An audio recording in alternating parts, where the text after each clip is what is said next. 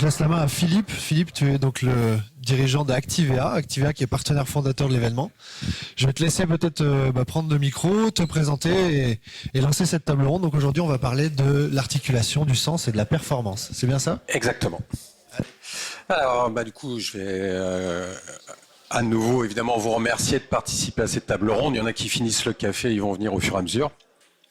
Alors, je reprécise, je m'appelle Philippe Lebas, je suis le cofondateur d'Activea, basé à Nantes. On est basé à Nantes et on accompagne des startups PME, ETI du territoire à innover dans leur stratégie. C'est plutôt ça qu'on nous demande.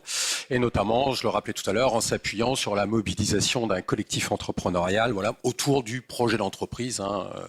Si on veut parler un peu plus globalement de ce qu'on pourrait appeler une stratégie. Alors parmi les challenges à relever chez nos clients en ce moment, qu'on aide et qu'on accompagne, il en est un qui est assez fort, c'est celui le thème de la table ronde qui est articulé sens et performance. On est beaucoup interrogé aujourd'hui sur la question du sens partout. Et puis Paul Toulouse de Setil rappelait tout à l'heure, il y a bien cette question d'articuler entre exigence de performance et cette question du sens, des valeurs, où va l'entreprise, la raison d'être, et on va revenir là-dessus. Alors on a décidé dans cette table ronde d'illustrer assez concrètement cette question, parce qu'on pourrait le prendre un peu de manière philosophique, articuler sens et performance, le titre est un peu pompeux. On a décidé de prendre un angle très très concret en bénéficiant du retour d'expérience de deux entreprises, et je tiens à remercier là vivement Juliette Lefebvre, elle va se présenter après, directrice RH et appui transformation d'Elena Santé, et Antoine Vignon, dirigeant de l'entreprise VIF, qu'on accompagne depuis quelques années maintenant, notamment sur cette question-là, de venir un peu nous faire un peu de retour d'expérience sur comment ils abordent cette question avec leurs équipes. Vous pourrez bien sûr à la suite des interventions poser vos questions, même évidemment témoigner éventuellement d'expériences que vous-même vous pouvez vivre dans vos entreprises. Voilà. Et puis avant de commencer, je vais laisser Juliette et Antoine nous présenter et pitcher leurs entreprises pour qu'on comprenne aussi un petit peu le contexte, parce qu'évidemment, si on a choisi aussi des cas d'entreprise, c'est parce que les contextes ne sont pas les mêmes et évidemment, les solutions sont toujours adaptées au contexte. Alors bonjour, vous m'entendez ? Ça marche là ? Ouais.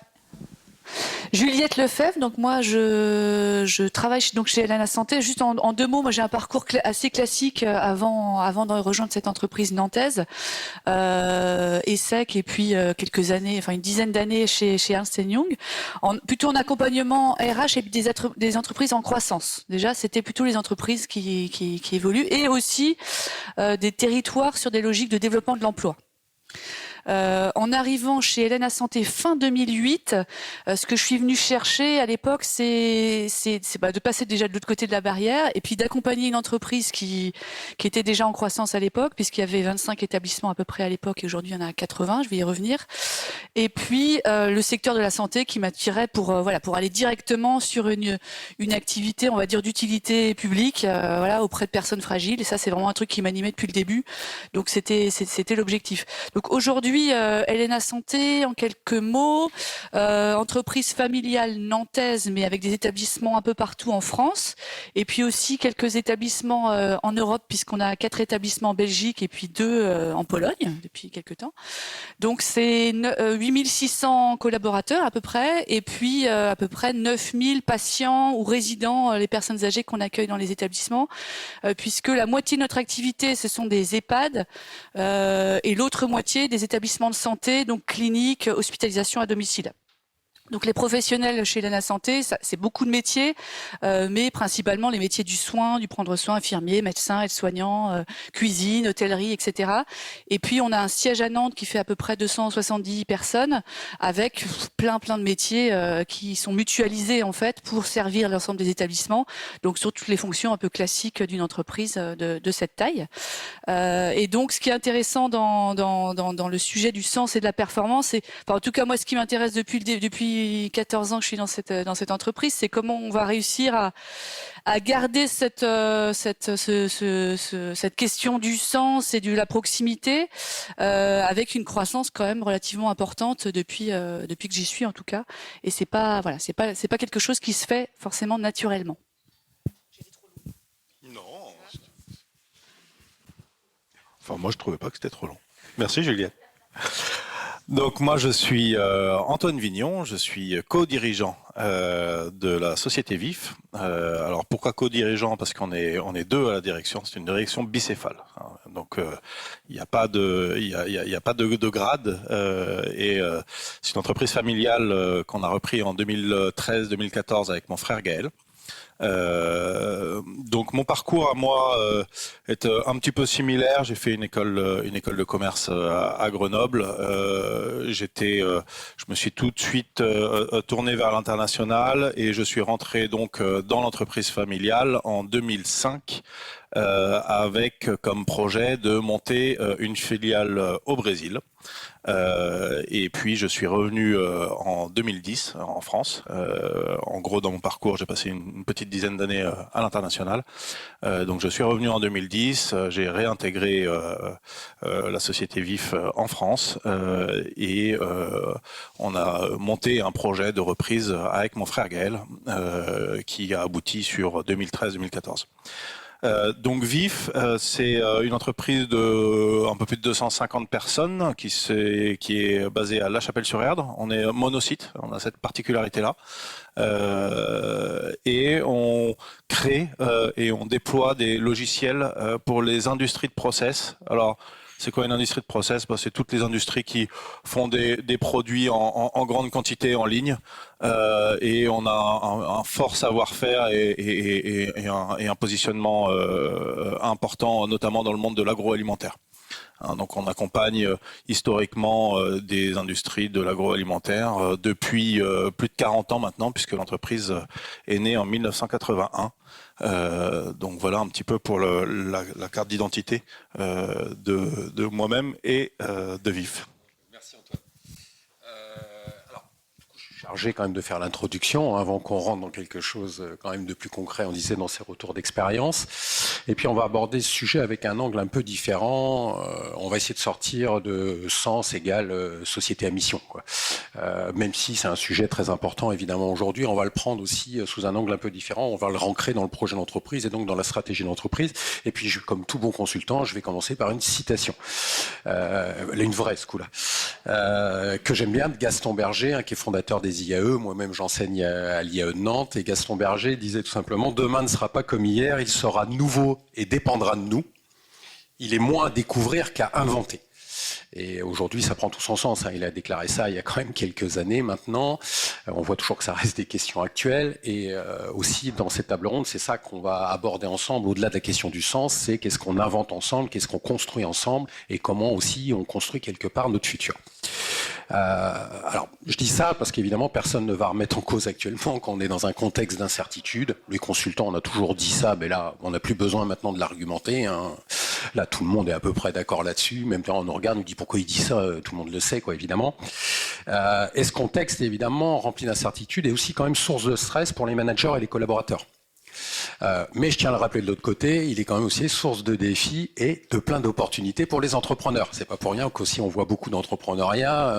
À partir du moment où on est de l'incertitude, ça veut dire qu'il y a des places à prendre, les choses bougent, et donc c'est aussi le moment pour entreprendre. Donc, comme toujours, il y a les deux côtés de la pièce, un côté un peu stressant, mais un côté assez enthousiasmant en réalité derrière ça. Et donc évidemment, ce contexte incite les entreprises évidemment à un peu se réinventer notamment leur modèle managérial pour faire ce que disait Gaston Berger, inventer leur futur. Comme leur futur n'est pas écrit, il va bien falloir qu'elles l'inventent et ce contexte évidemment nous invite tous à le faire aujourd'hui. Cependant, c'est pas si simple que ça parce que le défi est de taille. J'imagine vous voyez passer comme moi sur LinkedIn les résultats de ces études. Je vais en citer quelques résultats bien connus. Le cabinet Gallup qui dit que moins de 10% des Français s'estiment engagés au travail. Bon, pour inventer le futur, ça va pas être facile. S'il y en a que 10% qui sont prêts à le faire avec les entrepreneurs, ça risque d'être un peu compliqué. On souhaite avoir un petit peu plus de monde. Une autre étude de PricewaterhouseCoopers Strategy qui dit que seulement 30% des salariés se sentent en phase avec les finalités de leur entreprise. Il y a peut-être un lien entre les deux éléments quand même. Difficile de s'engager dans une entreprise en n'est pas en phase avec ses finalités. Dit autrement, c'est pas simple d'aller au boulot le matin. Tu vas au boulot pour aller au boulot. C'est ça que ça veut dire quand même concrètement. D'ailleurs, ils vont même plus loin dans cette étude. Ils disent que moins de 40% ont une vision claire de leur contribution à l'entreprise. C'est-à-dire qu'en gros, ils ne relient pas leur travail au quotidien avec une question de sens, de finalité de l'entreprise, mais dans leur quotidien. Pas seulement la question de l'entreprise a-t-elle une finalité. C'est mon travail à moi, contribue-t-il à quelque chose de positif? Alors qu'en plus, alors même ils déclarent que 80% d'entre eux, pour 80% d'entre eux, le sens au travail est un sujet de conversation majeur, qui nous impose du coup un peu de se poser la question. Voilà. Et pour autant, là, on parle bien d'études qui ont été menées, vous imaginez bien, auprès de très grands groupes, où le management, c'est quand même fortement professionnalisé toutes ces dernières années. Hein. On y a même intégré plus récemment des questions de RSE, donc les questions de sens ne sont pas absentes dans ces entreprises.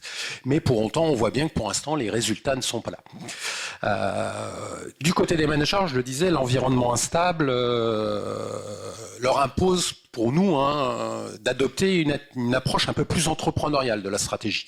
Quand je dis ça, ça veut dire que si certains d'entre vous ont suivi des cours de stratégie, généralement on oppose stratégie entrepreneuriat, même quasiment. Pour ceux qui sont dans l'univers start-up, il y a même des gens qui défendent d'une start-up a-t-elle besoin d'une stratégie pour réussir.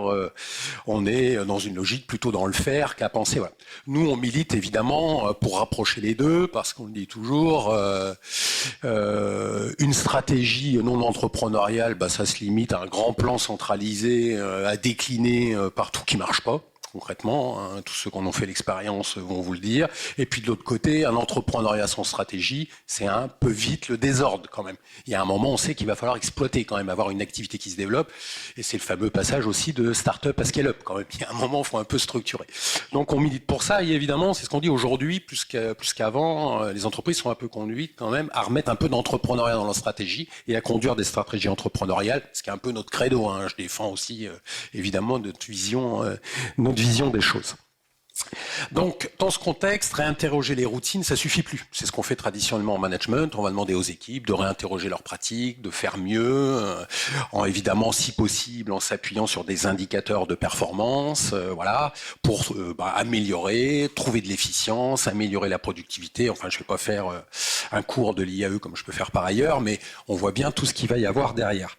Le problème, c'est qu'évidemment, pour se réinventer, on va plutôt être dans une dynamique différente. C'est qu'il faut se projeter, anticiper des changements, challenger ses certitudes, ses croyances, être capable de rebattre les cartes. Et c'est pas facile pour un manager de faire ça. On peut pas lui dire d'un côté, t'es là pour optimiser dans les règles actuelles, mais de l'autre côté, il faut en plus que tu en réinventes d'autres, quoi. C'est un peu compliqué, évidemment, pour tout le monde de faire ça. Et pour autant, c'est ça le challenge. Certains parlent d'une attitude ambidextre, d'ambidextrie organisationnelle, d'être à la fois capable d'exploiter bien dans le cadre des règles, mais tout en réinventant les règles pour explorer de nouvelles façons de faire. Donc évidemment, c'est source de stress, et puis surtout, c'est pas facile de donner des repères quand on fait ça. On peut donner vite l'impression, moi-même, dans mes interventions, à parler que d'incertitude, de nécessité de se réinventer. Ça ne donne pas beaucoup de repères pour demain, quoi. J'ai même plutôt en enlever, quoi, en réalité. Donc la question du sens qui est liée quand même à pourquoi on fait les choses et vers où on va, vient se heurter aussi parfois à des questions de performance et qu'en même temps, il faut bien faire dans le quotidien avec ce qu'on a aujourd'hui. Donc, c'est pas facile à articuler, notamment parce que ces notions sont complexes. La notion de performance, je rappelle, est toujours difficile à définir. On a les perspectives américaines de la performance financière de court terme, c'est assez clair. Ça a le mérite au moins d'être plus simple. Mais aussi, on a vu apparaître dans le temps la logique japonaise de longue durée qui s'appuie sur le management de la qualité notamment, ou plus récemment, les concepts de performance globale, qui intègre des notions quand même de performance environnementale, sociale et sociétale. Donc déjà, rien que ça, performance, c'est un peu compliqué d'aborder ce sujet-là. On pense toujours que c'est simple, ça ne l'est pas. Et alors quand je parle du sens, n'en parlons pas. Sur le sens, évidemment, on a plusieurs significations qui vont derrière. On l'a dit tout à l'heure, recherche de sens pour quelqu'un, c'est d'abord recherche d'une signification, le fameux pourquoi, le why, disent les consultants, qui est bien sûr une notion importante, mais ça suffit pas, parce qu'une fois qu'on répond à la question du pourquoi, très vite vient la question mais de la direction, du vers où. Et puis la vraie question, qui est celle de la réalité, c'est celle qu'on vit au quotidien, c'est quelle expérience j'ai dans l'entreprise concrète.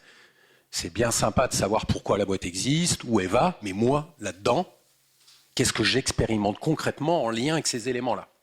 Donc cette question, elle est très compliquée. Et puis on l'a vu dans l'intervention précédente, on voit bien qu'aujourd'hui, la question de la raison d'être, est une question qui s'est beaucoup invitée dans toutes les publications en management et en stratégie. On parle de purpose à l'échelle internationale. Je rappelle, il n'y a pas que la France qui serait dépositaire de cette question de la raison d'être. D'ailleurs, même, on l'a un peu importé quand même, soyons honnêtes. Et dans une vision, dans les interventions en stratégie, où la raison d'être d'une entreprise viserait à donner du sens, susciter l'engagement des collaborateurs, mais aussi, et c'est important de le souligner, inspirer des stratégies innovantes. Il n'est pas uniquement question de juste donner du sens pour donner du sens et alimenter un attachement à l'entreprise. Le troisième point, bien sûr, qui est très important, c'est cette question de raison d'être, est censée inspirer des stratégies innovantes en mettant au cœur de sa stratégie, tout à l'heure on a parlé d'une colonne vertébrale, certains parlent d'une boussole, en tout cas en mettant au cœur de sa stratégie une finalité qu'on dit d'ordre supérieur, dit autrement, pas simplement la réalisation d'objectifs économiques. C'est ça tout simplement, si on veut parler un petit peu plus simplement. Alors maintenant que j'ai un peu introduit, j'ai fait mon boulot, on va parler de concrètement comment on fait, puisque c'est ça qui intéresse tout le monde, quoi. Donc on va regarder comment concrètement là, 2 entreprises de notre territoire abordent ces enjeux stratégiques et managériaux. Et je vais d'abord me tourner vers Juliette, qui est déjà de vous expliquer un peu le contexte de l'entreprise. On a vu une entreprise quand même qui atteint une taille aussi aujourd'hui très importante, avec une forte croissance. Et comment on fait justement quand on a plus de 8600, c'est ça, 8600 collaborateurs en France et maintenant à l'international, à donner des repères communs à tous les collaborateurs, sachant qu'il y a 89 établissements, tout le monde n'est pas au même endroit, dans des métiers différents, avec des contraintes réglementaires différentes, des clients différents, des attentes différentes. Donc comment on donne des repères communs à tous les collaborateurs pour leur permettre d'avoir une vision claire de leur contribution à l'entreprise.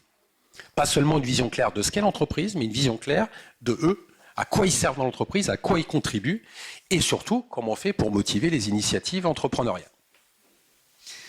Je rajoute en plus que, pour complexifier le tout, c'est qu'en plus, on a entre 20 et 25% de taux de turnover, taux de sortie, de départ. Donc ça se renouvelle sans arrêt, le personnel, en plus.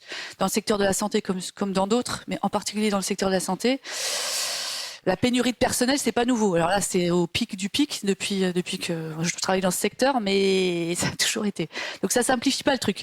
Donc moi, ce que je vais essayer, c'est simplement de revenir sur. Alors tu m'as demandé de revenir 10 ans en arrière. Je vais aller peut-être rapide sur le parce que sinon ça peut durer longtemps.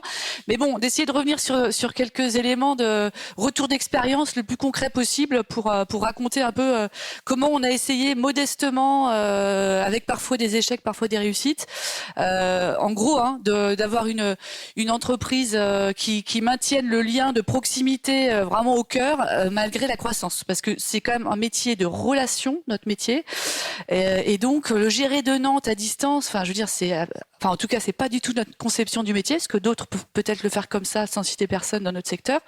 Nous notre conviction hyper profonde, c'est qu'en fait pour bien faire ce métier-là, ça se passe dans la relation du 1 pour 1 sur le terrain, quoi. Une personne fragile avec une personne qui s'occupe d'elle, qui prend soin d'elle. Puis d'ailleurs, c'est dans la réciprocité, bien souvent, dans la relation, pas que dans le soin, dans un sens.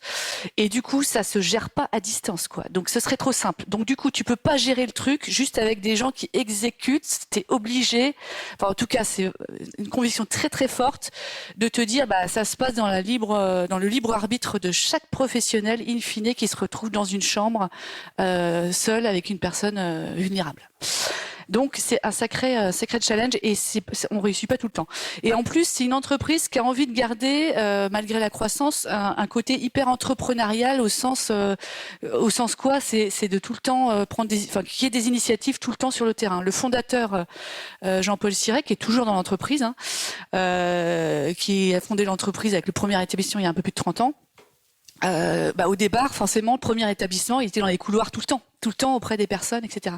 Et là, forcément, lui et puis son fils, qui est directeur général maintenant, ils vont toujours dans les établissements, mais c'est impossible, évidemment, qu'ils puissent garder ce lien de proximité. Donc, c'est comment tu gardes le côté hyper terrain malgré la croissance. Et comment on a réussi avancer dans le temps parce qu'en fait c'est hyper empirique comme truc. On a fait des choses en essayant et parfois on passe à l'échelle comme tu dis et parfois on dit non ça marche pas. Donc, dans l'histoire dans cette histoire-là, il y a notamment la façon dont on a essayé de gérer des projets stratégiques, des projets sur 5 ans. La première fois qu'on a fait ça, c'était en 2013, voilà. Philippe déjà nous accompagnait un petit peu à l'époque. En 2013, pour la première fois, il y a eu cette première fois, ouais. En tout cas, à ce point-là, de se dire, ouais, on va formaliser les choses davantage, parce que jusqu'à présent, c'était un peu une culture orale, très familiale dans ce sens-là du terme en tout cas, et très incarnée.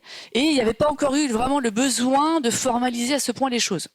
En tout cas, en 2013, on a fait cet effort-là de se dire, ok, on va écrire la mission, les valeurs, des objectifs à 5 ans, etc.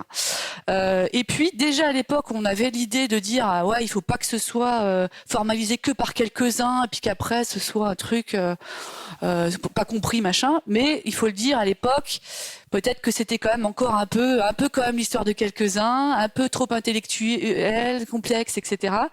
Donc ça, si je fais très vite le feedback de ces 2013-2017. Bon déjà 2013-2017, on est passé de 33 établissements à 70 établissements, 2500 professionnels à 6000 professionnels, 3000 patients à 7000 patients. Donc déjà il y a quand même eu un sacré cap de passé, et c'est des caps qui sont pas anodins du tout sur tout un tas de trucs. Et on peut dire qu'on a passé ce cap sans perdre l'âme, l'ADN de la boîte. Donc ça, c'est déjà hyper important. Et puis, il y a eu tout un tas de changements déjà à cette époque-là qu'il a fallu opérer sur une partie du secteur, par exemple. Il y avait que dans les cliniques, les gens restaient forcément sur des longs séjours la nuit. Enfin, c'était des lits quoi avec des patients. Et ben dans ces 5 années-là, tout d'un coup, paf, on a mis un gros coup dans le pied dans la fourmilière. On a transformé les établissements pour mettre des plateaux techniques, comme on dit. Puis il y a beaucoup de patients qui maintenant viennent à la journée quoi. Ça s'est passé sur ces années-là. Là, on traduit l'idée d'une croissance rapide. On pourrait dire, bon, c'est juste une vitesse.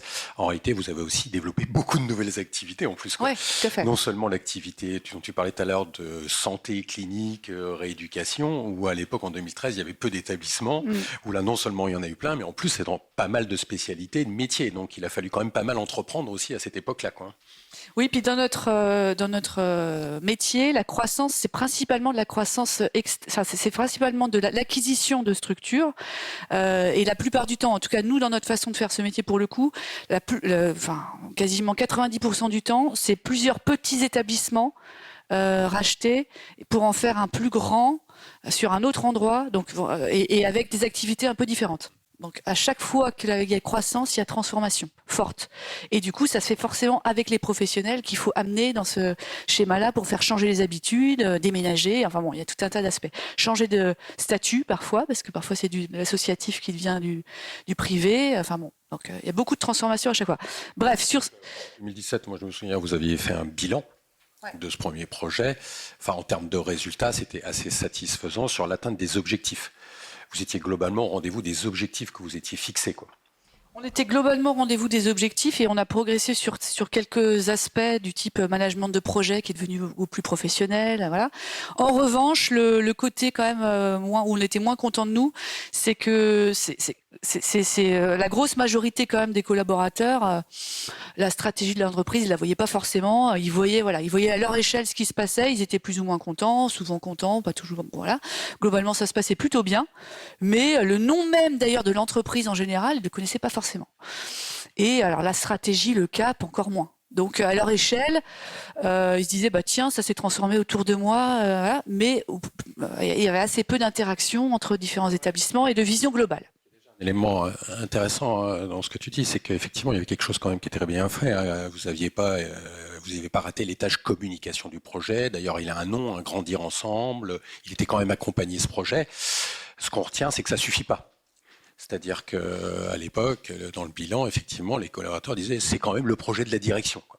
Ouais, c'est ça, c'est le projet du siège, ils se font plaisir. Enfin bon, si je prends le versant vraiment très critique, c'est un peu ça. C'est déceptif compte tenu des efforts qui étaient mis dedans. Forcément, pour vous à l'époque, je me rappelle, c'était pas très agréable, quoi. Ouais. Puis en fait, on se rend compte que finalement, sur le fond, ils étaient hyper alignés quand même avec la stratégie, mais ils s'en rendaient pas forcément compte, quoi. En fait, c'était un peu ça. Et puis on avait une perte en ligne parce qu'il y avait des gens probablement qui avaient plein de bonnes idées dont on bénéficiait pas non plus. Donc on s'est dit, deuxième itération de ce projet stratégique, enfin de cette idée de faire des projets stratégiques sur 5 ans et de se mettre dans cet esprit-là. 2017-2022. Donc 2017, on a 70 établissements, 6000 collaborateurs. Et là, on se dit bon, on va essayer de faire mieux cette fois-ci et d'impliquer davantage les collaborateurs. Mais sauf qu'on était quand même vachement nombreux. Donc comment on fait pour faire ça? Alors déjà, on a fait beaucoup de ce qu'on appelle nous des journées métiers, c'est-à-dire que c'est un investissement, mais c'est vraiment un parti pris. C'est qu'on organise beaucoup, et c'était déjà le cas à l'époque, puis on a fait que le renforcer depuis, des journées inter-établissements où on fait venir des professionnels du même métier ou pas. Hein. Parfois c'est que des infirmiers, des médecins. Parfois c'est intermétier sur une thématique en particulier. Et donc aujourd'hui, quasiment toutes les semaines, on a des professionnels qui viennent de toute la France et de Belgique, à Nantes ou ailleurs, et qui sont réunis pendant 2 jours. Il y a un côté festif, convivial, réseau, et puis il y a un côté voilà, on travaille sur du fond.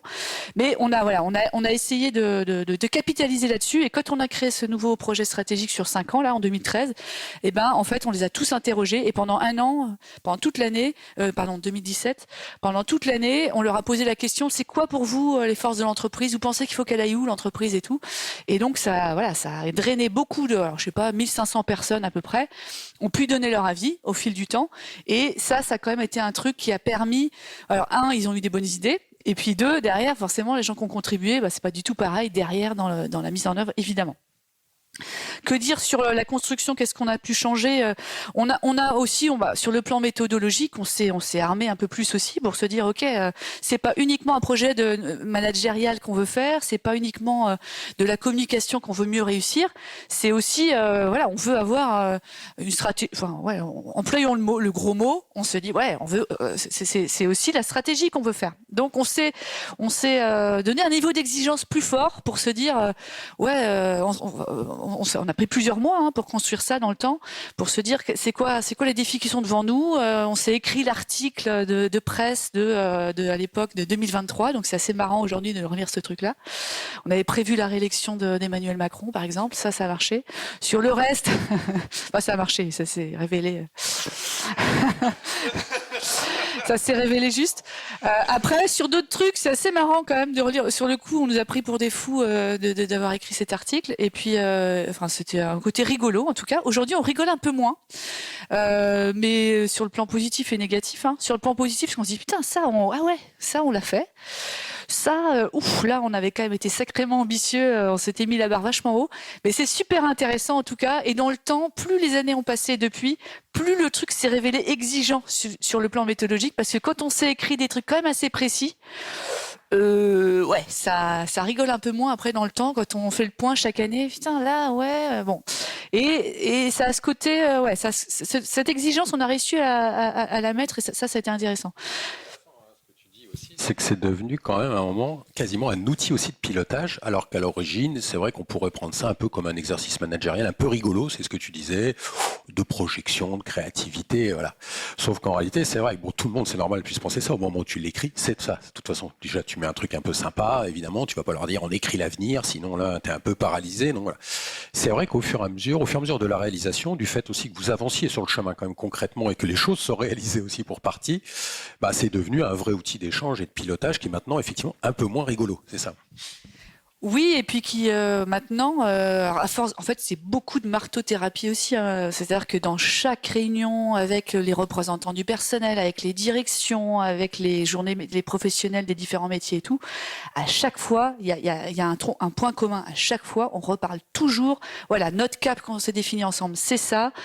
Cette année, on a réussi ça. Ça, on l'a pas réussi. Enfin, on se met une exigence quand même assez scolaire. dans le fait qu'on l'évoque systématiquement.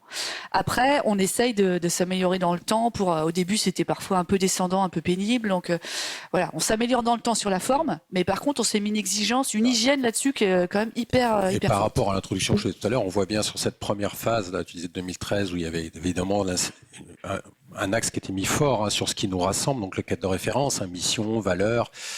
Dans cette deuxième phase, il y avait aussi, qu'on disait sens, les où on va, qui étaient aussi du coup bien intégrés. Et puis, tu le dis de manière assez simple quand même, mais avec un vrai choix qui n'était pas neutre à l'époque de la part de l'entrepreneur, de l'équipe de direction, qui allait dire on ouvre le sujet stratégie. Ouais. Et on l'ouvre totalement. Il n'y a pas de tabou. On va mettre en place des ateliers. Et on va challenger qui on est, ce qu'on fait par rapport à qui on évolue et ce qu'on devrait faire. Donc il y a eu quand même un vrai investissement là-dessus, mine de rien quand même. C'est pas gratuit de faire ça, c'est du temps, c'est s'exposer, c'est prendre des risques aussi, par rapport à des convictions que tu peux avoir. Tu peux découvrir que tu partages pas toutes les convictions non plus stratégiques avec tous tes collaborateurs. Donc c'est vrai qu'il y a eu ces 2 points très forts et c'est vrai que ça s'est traduit aussi, on va le dire aussi concrètement quand même. Heureusement par des réussites, même au-delà de la réélection d'Emmanuel Macron, quoi. Ouais, puis c'est aussi le truc l'audace qu'on a voulu y mettre aussi, c'est le risque en tout cas, c'est de se dire le jour où et ça y est, ça arrive, où il y a des salariés qui nous le renvoient à la figure en fait en disant attendez, vous avez dit que ça, puis en fait il s'est passé ça. Alors, à partir du moment où on a parfois des courriers assez méchants, parfois des invectives dans des échanges, etc., qui sont de dire vous aviez dit ça et en fait il s'est passé ça, là c'est gagné quelque part. Bon après c'est pas toujours simple là, parce que, à la limite quand c'est l'équipe de direction qui a bien assumé le fait d'y aller carrément, ça se passe plutôt très bien parce que ouais c'est ce qu'on veut. Tout le management intermédiaire il y a un paquet de management intermédiaire et qui tourne quand même dans le temps aussi, qui arrive en cours de route, qui a pas suivi le truc au fur et à mesure. Là parfois pour eux c'est hyper dur quoi, parce qu'ils se disent ils se retrouvent un peu dans une gestion, dans une régulation de cet écart entre ce qu'on affiche et ce qu'on fait, qui est pas toujours confortable. Mais en même temps, c'est ce qu'on cherche, quoi. Faut juste bien les accompagner, ces managers, parce que, pour le coup, parfois, ils prennent un peu cher. Et puis, un point, je voulais dire, qui est important, c'est que, la méthodo, le projet stratégique, évidemment, ça a été important dans la progression. Mais il y a un truc qui nous a, paradoxalement, c'est un peu bizarre de dire ça, mais qui nous a aidés, si je prends la rétrospective de ces années-là, c'est 2020, le Covid, quoi. C'est un peu space de dire ça, évidemment. Mais quelque part, alors pour tout le monde, ça a été compliqué évidemment, mais alors dans la santé, assez simple. Du jour au lendemain, on a enlevé, on a renvoyé chez eux les 2 tiers du siège, et puis 1 tiers, on a fait que ça pendant des semaines, que ça jour et nuit, week-end compris, que de gérer avec les établissements l'urgence et la situation de crise. Et donc, il s'est passé un truc assez dingue à ce moment-là. C'est que le fait d'avoir un cap, d'avoir calé une boussole à un moment donné, ça a été hyper fort, et le fait de prendre des décisions parfois très rapides par rapport à ce qu'on avait un peu écrit en plus, en se disant ça serait bien que, et là mais dans l'adversité tu le fais ou tu le fais pas, et comment tu le fais, là ça nous a poussé dans le dos en fait, et il y a eu des choses à ce moment-là qu'on a accéléré de manière hyper forte, et qui nous ont permis, je pense qui nous ont permis de passer un autre cap dans le fait de dire c'est pas parce qu'on est une grosse boîte et multi-site qu'on perd le lien de proximité, quoi. Donc on a inventé des trucs complètement différents. Je sais pas, par exemple, on a fait des colis, un truc que les gens ils retiennent des trucs parfois. On a fait des primes importantes et tout, mais ce qu'ils retiennent aujourd'hui, c'est que la première fois que vous nous avez vous êtes venus nous apporter des colis avec des bonbons, des trucs, des conneries, quoi. Mais qu'on a préparé nous-mêmes avec le DG et tout, on a mis des trucs dans les colis, et puis il y en a qui ont pris leur bagnole, ils sont allés dans les établissements, ils ont ramené les bonbons, quoi. Et là, ils se rappellent de ce truc-là. On se dit c'est dingue. Bon, alors quel rapport vous allez me dire avec le projet stratégique? Parce que je pense que là, vous êtes assez humble sur cette question-là. Quand tu dis situation de crise, derrière, on parle quand même de situation un peu compliquée, non seulement évidemment avec vos résidents et vos patients, mais y compris collaborateurs, quoi. Il y a eu des épisodes un peu douloureux quand même, donc évidemment, la manière dont tu le traites aussi sur le plan managérial révèle quand même si à un moment tu écris des bêtises dans ton cadre de référence, ta vision pour une question purement managériale, ou si à un moment c'est la vérité et qu'en réalité, comme tu dis, les méthodones sont là pour faciliter, professionnaliser, voilà. Mais en rien elles remplacent la réalité de ce qui se passe concrètement. Donc évidemment que c'était un booster chez vous énorme, surtout qu'en plus, moi pour être venu, j'étais un peu surpris à l'époque d'être quand même convié en pleine crise sur des sujets stratégiques et le discours c'était de dire on a la situation d'urgence affrontée et en même temps on perd pas de vue notre projet. Parce qu'il y aura un après, parce qu'on n'est pas que ça et qu'on a besoin aussi de ne pas traiter que ça, quoi. Donc, mais là, si on renvoie à une question de culture d'entreprise, on en parlera sûrement en conclusion, qui est quand même derrière hyper importante parce que c'est quand même la réalité qui compte à un moment de ce que tu fais, quoi. Bah oui, c'est les moments de vérité.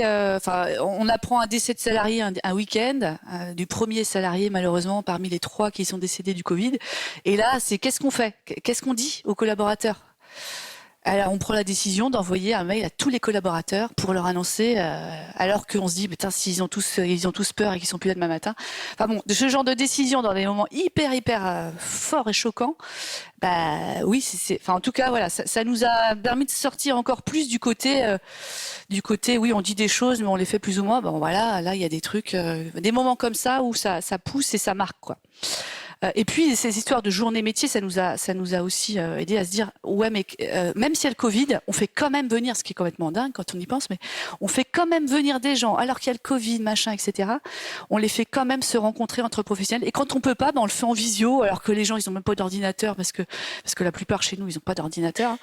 On développe on a développé une appli pour les salariés sur le téléphone et tout, des trucs qu'on n'aurait jamais pensé faire parce qu'on s'est dit si on perd le lien, bah c'est foutu, quoi. Et c'est pas parce qu'on est loin et que que les gens sont confinés dans la plupart des entreprises que nous on va pas continuer à créer des rencontres. Bon, donc ça c'était tu m'arrêtes, hein. C'était jusqu'à aujourd'hui. Et là cette année, on est en plein dedans. De nouveau, on se fait un peu mal en se disant ouais, on sait déjà pas mal ce qu'on a réussi à faire et tout, mais comment on se reprojette sur les 5 prochaines années. Et là, le défi qu'on se donne en ce moment, on est en plein dedans. Je pense qu'on a quand même réussi à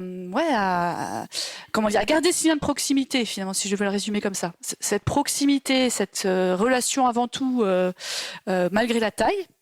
Et là, le défi supplémentaire qu'on veut amener dans un monde qui a quand même encore évolué et encore plus dans notre secteur d'activité, c'est comment on va chercher un peu plus l'initiative, le côté entrepreneur, comment on va le chercher davantage et pas que dans la chaîne managériale et tout. Et donc voilà, on est en train d'essayer de trouver là ça fait plusieurs mois qu'on y est déjà, encore quelques mois, le moyen de faire en sorte que des personnes, parce qu'il y en a plein qui ont des idées, qu'ils osent en fait les proposer, leurs idées, mais non seulement les proposer, mais qu'on puisse aussi bousculer la pesanteur institutionnelle d'une grosse entreprise pour que ces gens-là en soient en capacité de leur donner les moyens, le temps, l'espace, malgré tout un tas de contraintes, pour en plus contribuer, voire piloter un projet, quoi. Parce que c'est quand même pas une mince affaire. Donc voilà, on est en plein en train de travailler là-dessus, sur la base de trucs assez classiques, mais voilà, de réunir des personnes et puis d'arriver à trouver la manière de leur faire de les faire sortir du cadre, en fait, de leur faire sortir du cadre, sortir du quotidien, pour se dire comment on réinvente des choses, comment moi, infirmier, aide-soignant, etc. Je suis capable aussi, ça, y a pas de souci, mais surtout, je peux oser proposer des trucs, et derrière, l'institution va me permettre de pousser un peu plus loin mon idée, quoi. Juste qu'on peut rajouter, avant peut-être qu'on passe aussi la parole à Antoine, qui va montrer aussi quelques éléments qui ont été mis en place chez VIF, c'est que vous avez quand même aussi changé un peu de perspective. Très souvent, quand on dit projet d'entreprise, on a dit cadre de rêve, où on va, dans un contexte d'incertitude, compliqué de dire, les axes sont clairs et les plans n'ont plus qu'à être déclinés partout. Là, on va raisonner ici en termes de dire, c'est quoi les défis des prochaines années qu'on va devoir relever ensemble. Et comme c'est un défi, la réponse n'est pas simple. Donc, on va vous demander, pour ceux qui le souhaitent, donc des contributeurs volontaires, donc là, t'expert quand même, qui est des gens qui sont animés d'une dynamique dans l'entreprise, qui sont plus engagés que dans l'étude de Gallup. Sinon, déjà, ça va devenir compliqué. Si t'en as que 10% qui se sentent engagés, moins de 30% qui comprennent les finalités de la boîte, tout ça, là, c'est un peu foutu. Je pense à ces entreprises qui ont rater cet étage-là, ça va être compliqué de leur dire on a des défis à adresser là sur les prochaines années, venez les relever avec nous. C'est tout l'enjeu qu'il y a derrière là, de ce que vous êtes en train de faire. Et vous avez mis quand même pas mal de choses en place, hein, des espaces ouverts pour contribuer à l'identification des défis. Il y a un comité stratégique qui complémente le travail du COMEX. Enfin, il y a quand même pas mal de choses qui ont été mises en place. Mais je pense qu'on va pouvoir revenir dans les questions peut-être après un peu derrière là-dessus. Un dernier point peut-être que j'ai oublié de dire qui est quand même important aussi, c'est qu'on a aujourd'hui 2500 salariés qui sont actionnaires de l'entreprise et ça représente 10% du capital de l'entreprise. Donc c'est quand même important. Alors ça ne veut pas dire que ça change tout, hein, mais ça veut dire que des salariés qui sont en plus actionnaires, alors pour certains c'est quelques milliers d'euros, pour d'autres c'est quelques centaines de milliers d'euros, hein, ça va dépendre des salariés, mais ça fait quand même aussi parfois la différence sur l'engagement. C'est une bonne forme de mesure de l'engagement aussi, hein, quand même. Alors Antoine, là on va changer de contexte, hein. On imagine bien que le contexte est différent, entreprise du digital, composée, on est toujours dans l'image un peu caricaturale, de jeunes développeurs et consultants. Ça doit pas manquer de projets, d'idées d'innovation, normalement là, on est dans le secteur, et ça doit pas être de tourpeau. La question là plutôt c'est comment on fait pour pas s'épuiser là et réussir à aligner toutes ces énergies entrepreneuriales, conserver aussi les talents. Là on parlait tout à l'heure de turnover, mais là dans le digital là aussi on est en plein dedans, au service d'une stratégie d'entreprise, d'un projet commun qui vise quand même un peu à de la pérennité de l'entreprise et pas simplement à innover. Oui, donc déjà chapeau Juliette pour tout ce que tu nous racontes. Moi, j'ai plein de questions pour toi, mais je te les poserai après. Chez VIF, en effet, c'est un contexte un petit peu différent puisqu'on travaille dans le digital, donc forcément, on a des typologies de profils qui sont assez différentes de LNA Santé. Pour reprendre un tout petit peu un fil chronologique, parce que tu parlais d'épuisement et on l'a vécu cet épuisement, donc je vais revenir dessus. VIF, c'est une boîte qui est née sur un esprit entrepreneurial extrêmement fort, tiré par mon père qui était un entrepreneur né extrêmement puissant, extrêmement charismatique, qui a emmené un projet dans l'adversité en toute indépendance. Et l'indépendance, j'en ai souvent entendu parler quand j'étais gamin. Et donc ça a duré, on va dire, jusqu'au milieu des années 2000, donc quand même 25 ans d'un projet avec un patron charismatique qui emmenait les équipes, un mode de management en étoile, hein, donc beaucoup de one-to-one, un comité de direction relativement peu existant, mais une capacité à saisir des opportunités, une capacité à être sur le terrain, une capacité à suivre les clients envers et contre tout, et des clients qui sont pas faciles puisque l'industrie agroalimentaire, c'est une industrie qui a de faibles marges. Et donc la place de nos outils chez eux est assez fondamentale, hein. C'est un peu une question de vie ou de mort. Si vous savez pas calculer des prix de revient justes dans une industrie agroalimentaire, c'est-à-dire que vous savez pas appuyer un prix de vente à la grande distribution, vous vous mettez dans des situations critiques assez rapidement. Donc ça veut dire quoi? Ça veut dire que assez vite, VIF a pris une place chez ses clients assez prépondérante, hein, des clients qui souvent PME, ETI, de l'agroalimentaire, pas vraiment de DSI, une vision de l'informatique à l'époque balbutiante, un peu un mal nécessaire. Et bon, vous c'est votre taf, VIF, hein, vous prenez cette place-là. Avec une composante aussi en parallèle qui est que quand VIF s'arrête, l'usine s'arrête. Donc une criticité pour nos clients, donc pour l'industrie agroalimentaire, on est quand même en train de parler de quelque chose de relativement vital, une criticité chez les clients extrêmement forte. Donc ce projet-là, il a bien démarré, il a duré 25 ans, ce qui est déjà à bout de bras une aventure assez extraordinaire. Et puis raison d'être là. Ouais, tout à fait. La raison d'être de l'entreprise, je pense, c'est assez explicite là. Voilà, donc tous. on est bien dans le digital. On peut penser que c'est un peu futile, non, c'est très pragmatique. Très pragmatique. Vous pouvez pas éditer une étiquette, les camions partent pas, la marchandise n'est pas réceptionnée et les clients n'ont rien dans les linéaires. Donc voilà, cette aventure-là, elle a duré jusqu'à à peu près au milieu des années 2000, et puis elle s'est un petit peu essoufflée. L'entreprise a grandi, le mode de fonctionnement managérial a trouvé un petit peu des limites.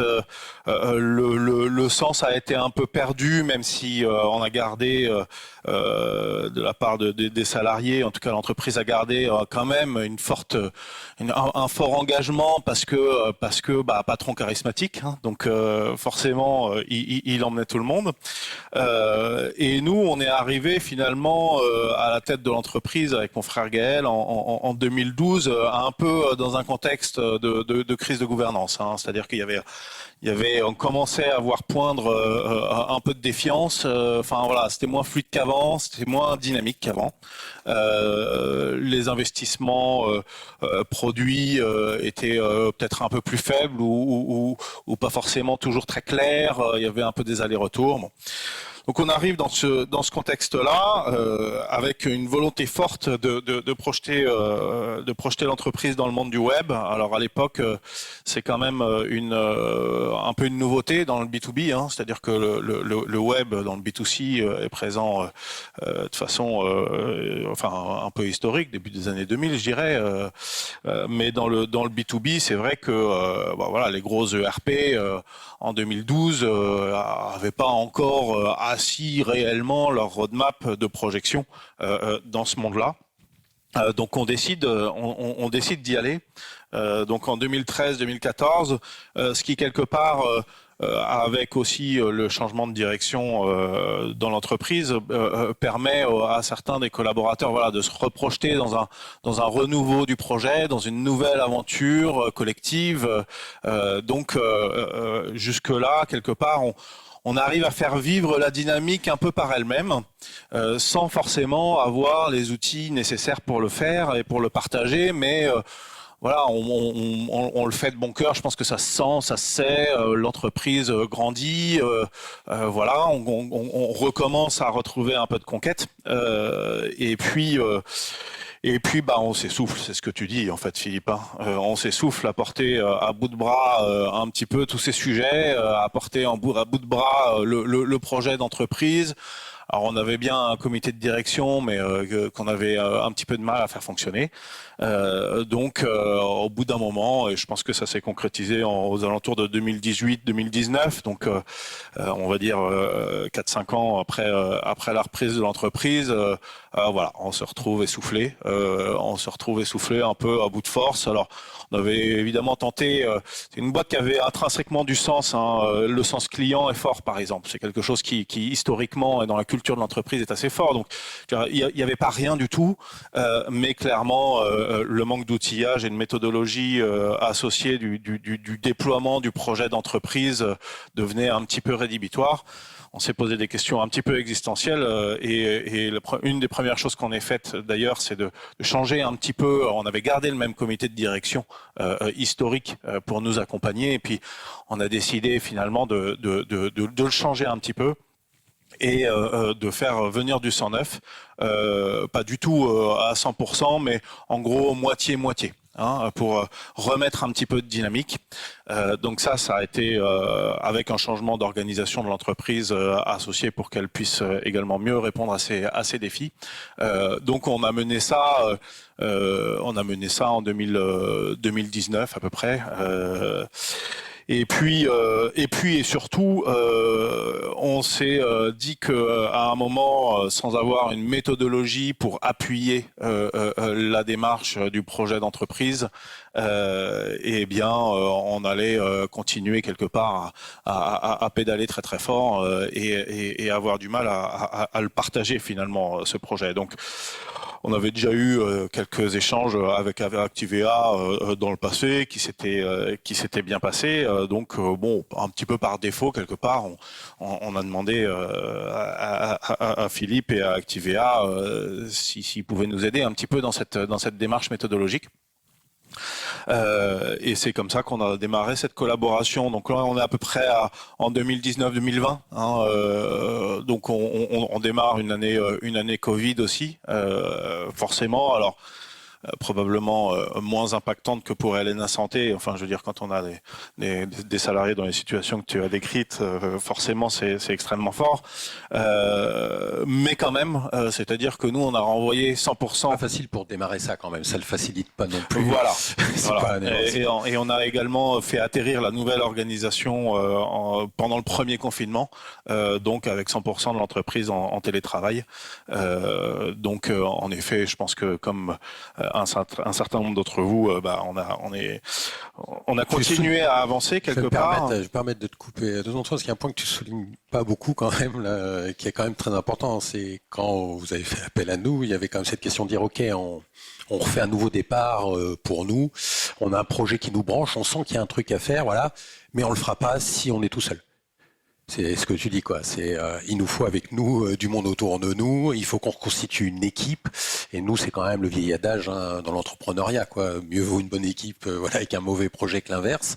Donc vous êtes parti avec cette idée-là quand même de départ, qui était une contrainte aussi, qui pèse sur la méthodologie derrière, qui était de dire c'est pas juste nous convaincre nous et avoir un beau projet. C'est qu'on veut d'abord réussir à avoir du monde avec nous pour coporter, entreprendre avec nous, enfin construire quelque chose avec nous. C'était ça quand même qui était hyper important.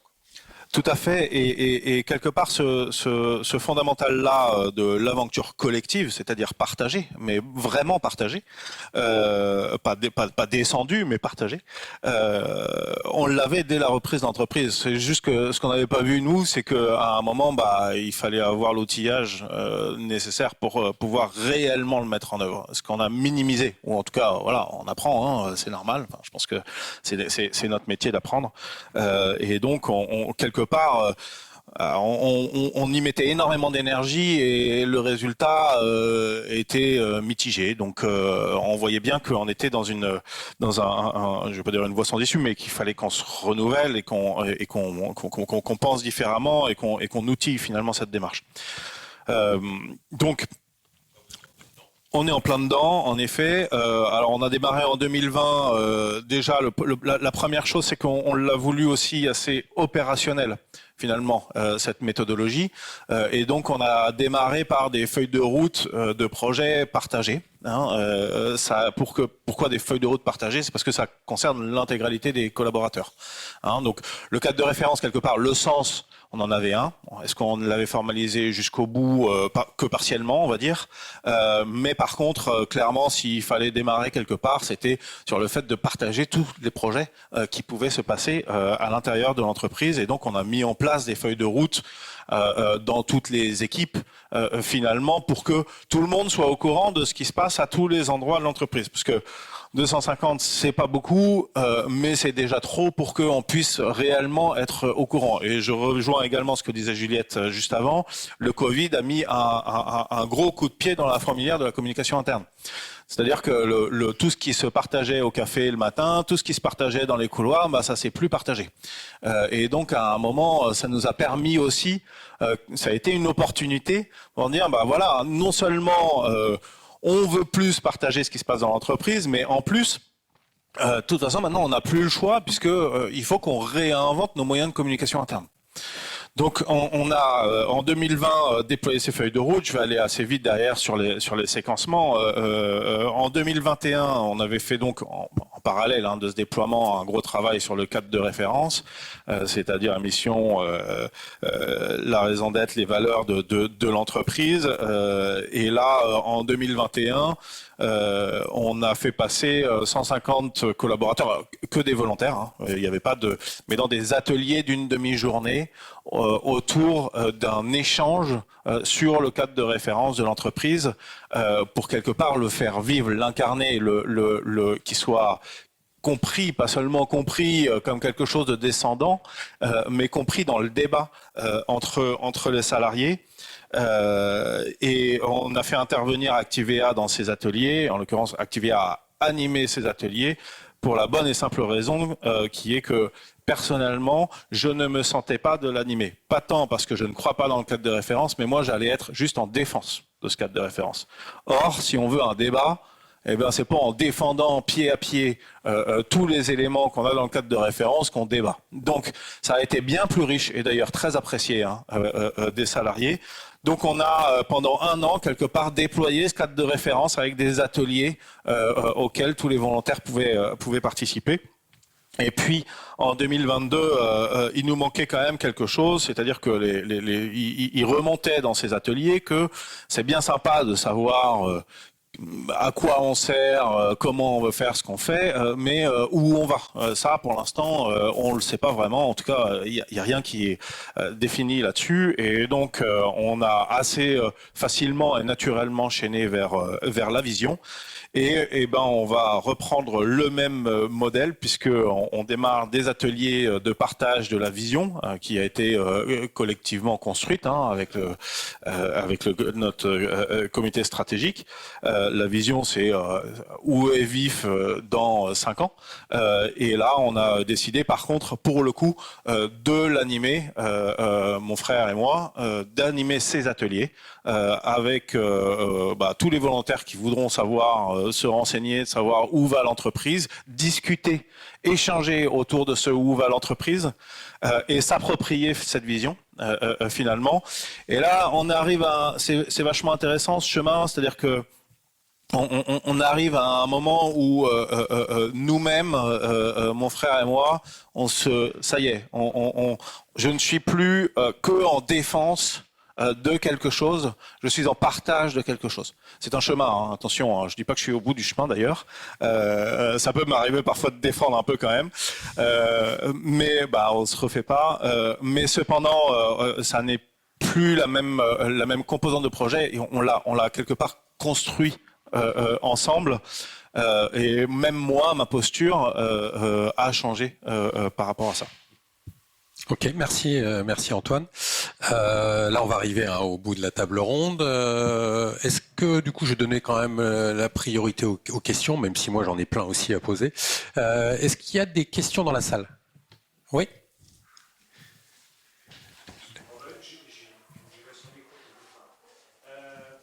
Oui. Deux questions, alors qui ne sont pas forcément de Ouais. La première, le fait de vivre des cycles de crise plus courts dans votre environnement, est-ce que ça a changé quelque chose au cadre de référence et à la vision? Alors, c'est ça, la question d'impact, éventuellement de modification rapide dans l'environnement, potentiellement crise. Est-ce que ça a quel impact sur le cadre de REF et la vision? Oui. Et après, au quotidien, quel est votre outil de management le plus utilisé? Parce qu'il nous faut toujours un outil par rapport à notre vision et puis à notre performance, vérifier si le compteur il est toujours sur la bonne vitesse. Quel est l'outil? Ah ouais, outil, quand vous dites outil, vous faites référence à quoi? Est-ce que c'est... Oui, d'accord, de type outil de pilotage ou d'animation de type tableau de bord. Voilà.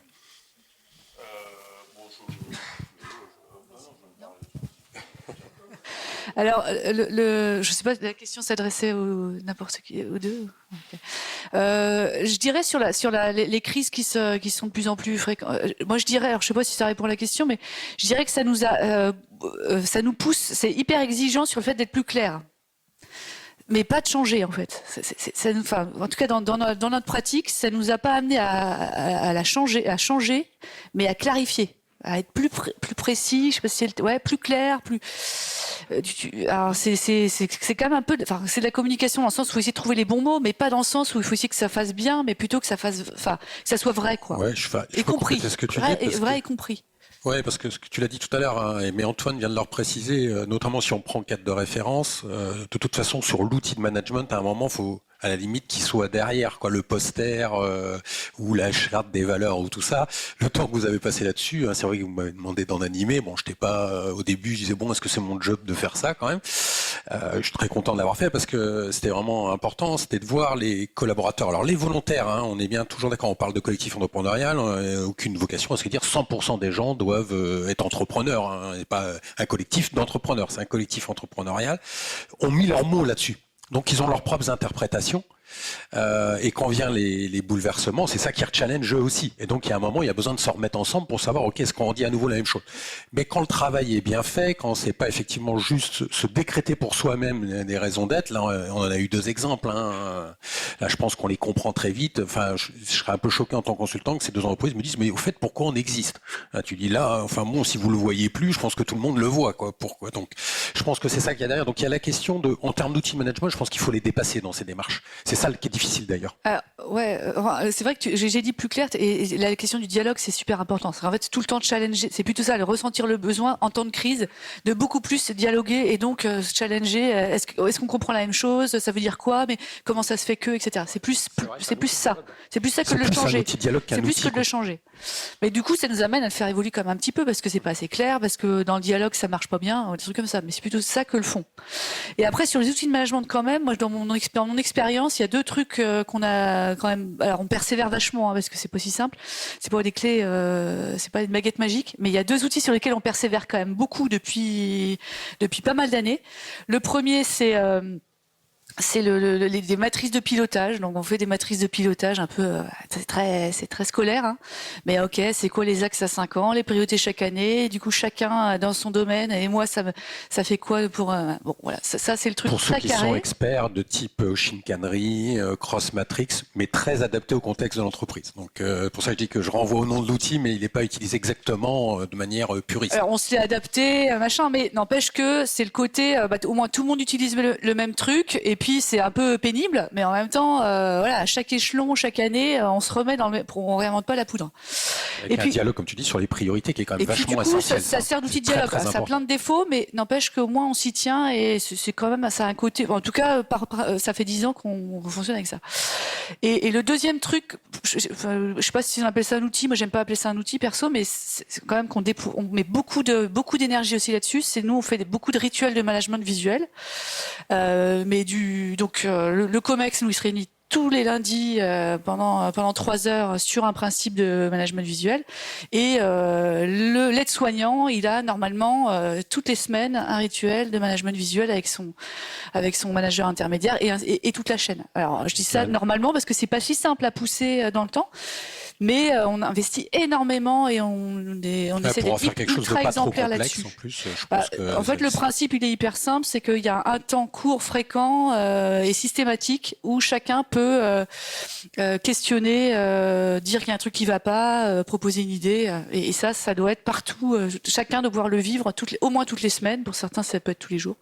Et ça, on s'y astreint hyper fort aussi. Peut-être juste rebondir sur la notion d'environnement changeant plus rapide.